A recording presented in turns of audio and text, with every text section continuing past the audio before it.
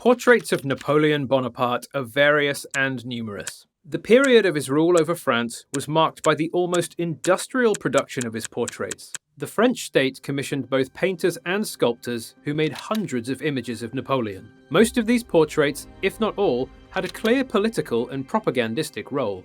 The focus was on the personality of Napoleon and the legitimization of his own rule over France. Constant ascent, which implied a bigger role and significance inside the French society, demanded a corresponding visual representation that would justify, strengthen, and maintain garnered political power.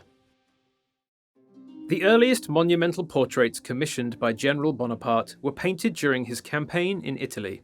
A portrait of Napoleon Bonaparte that stands as one of the most representative examples of Napoleon's propaganda as general was done by Antoine-Jean Gros. Titled Bonaparte at Pont d'Arcole, Gros finished the painting in 1797. This portrait presents one of the foundations of the legend of Napoleon, the battle at Arcole and Napoleon leading the charge at enemy lines himself. Presenting Napoleon as an active, i.e. charging the enemy, this painting breaks from the conventional composition of portraits. According to military portrait tradition, the model is supposed to be in a standing position, looking at the viewer, with a distant battlefield in the background. Gros moves away from this tradition in order to manifest Napoleon's heroic feat. General, with a flag in his left and a sword in his right hand, is heading towards the enemy, but looking back at his own troops on the right. Napoleon runs in front of two conflicting sides, but still manages to remain composed and without fear. The background remains a blur, unclear. The iconography of the painting returns our gaze to the face before us, which Gros elevates from everyday to mythic reality. Napoleon Bonaparte was born on the 15th of August, 1769, on the island of Corsica, in a family of not well-off aristocrats. At the age of 15, Napoleon was sent to the Royal Military Academy in Paris. At 16, he began his military career as a second lieutenant, training with the best artillery unit in the French army. After the beginning of the French Revolution, Napoleon would go back to Corsica. Inspired by revolutionary ideals, he headed right into Corsican politics. Soon, Napoleon became the leader of a faction that opposed the island's governor, Pasquale Paoli. Unfortunately for him, Paoli proved to be a vicious adversary. After defeating Napoleon, the Corsican Assembly would proclaim the whole Bonaparte family as traitors and banish them from the island. Finding himself once again in mainland France, Napoleon pursued his military career. Achieving his first great victory at only 24 years of age and freeing the city of Toulon made him a hero of revolutionary France. 2 years later, in 1795, young Bonaparte suppressed the rebellion of the National Guardsmen and mobs in Paris. This feat would earn him the title of General, Commander of the Army of Italy, at the age of 26. From a historic point of view, the Battle of Arcole in 1796 was one of the toughest victories during the Italian campaign. Faced with low rations of food, lack of reinforcement, and news of losses at other parts of Europe, French soldiers were demoralized. Catching sight of the bridge, some of the French officers, supposedly Napoleon among them, decided to step up in front of their soldiers to encourage them to break through. The idea of storming through enemy lines was quickly abandoned, and Napoleon fell into a swamp during an Austrian counterattack. After being extracted from the mud by his soldiers, Napoleon borrowed a horse and left to change his clothes. Despite its catastrophic result, this event would be made into the center of Napoleon's personal propaganda. There is an obvious distinction between the portrait of Napoleon Bonaparte and the historical general retreating from the battle disgraced. This points to Napoleon's desire to represent himself as a leader whose soldiers are loyal and position himself among heroic commanders, both past and present. The way of self-promotion of Gros' portrait of Napoleon Bonaparte wouldn't be possible without cultural and political changes that befell France, before and during the Revolution. In the second half of the 18th century, France embraced the veneration of a canon of great men. The process of creating national heroes was initiated by the state itself, which commissioned numerous statues and paintings. This period marked a transition of public veneration from saints and kings towards philosophers and generals, whose cults are associated with their personality and work. This shift started the process of nationalization of history, in which anybody who did something great would earn public praise and glory. Praise and glory were presented in the likeness of monumental statues or busts on a public square. By the end of the century, both state and military leaders would be presented in a medium reserved only for figures of the monarchy.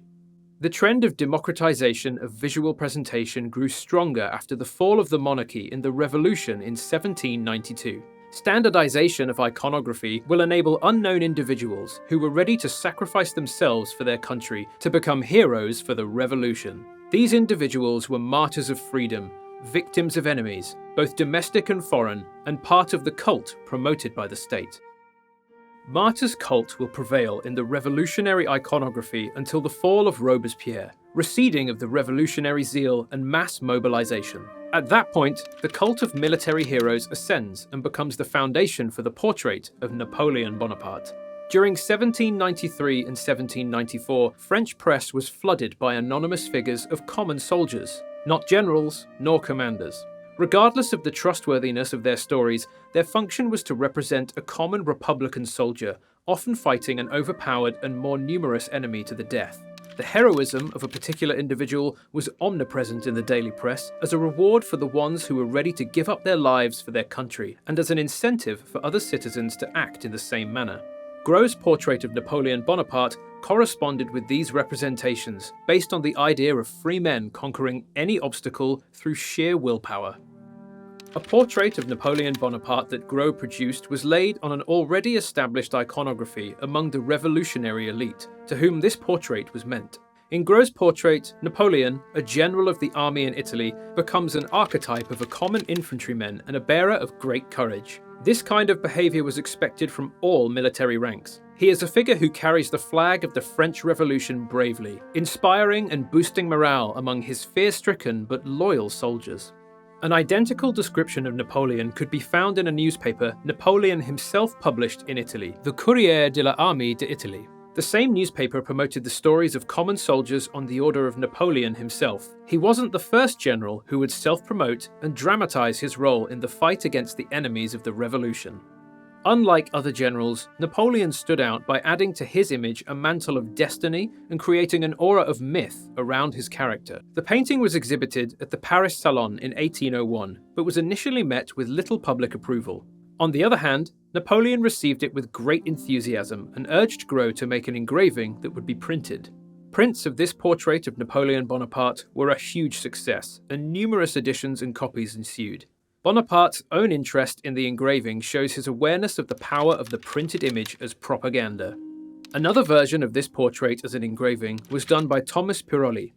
Though simpler, it was based on the original painting and also dedicated to l'Armée d'Italie. Through these prints, Napoleon reached far beyond the Paris Salon public. This portrait of Napoleon Bonaparte could reach all over Europe and, more importantly, his own army of Italy. Thanks to this commission, General Bonaparte appointed Antoine-Jean Gros to serve as the Commission d'Arts, formed to select and transport significant artworks back from Italy to France.